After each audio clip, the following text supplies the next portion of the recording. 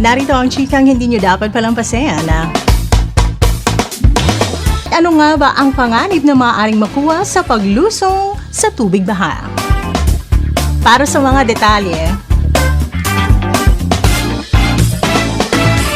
dahil sa patuloy na pag-ulan dulot ng habagat or southwest monsoon, nagpaalala ang Philippine Health Insurance Corporation or PhilHealth sa publiko na maging maingat sa panganib ng leptospirosis at iba pang sakit na nakukuha sa tubig.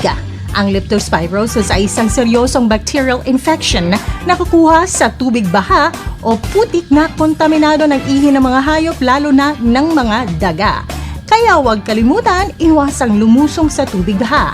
Gumamit ng bota kung kinakailangang dumaan sa baha at magpatingin agad sa pinakamalapit na health center or doctor kung nakakaranas ng lagnat matapos lumusong sa baha. Yan na lang muna ating chika ngayon. Ako si Apple Dale sa 105.9 Wild FM. Hala, pag Wild! Wild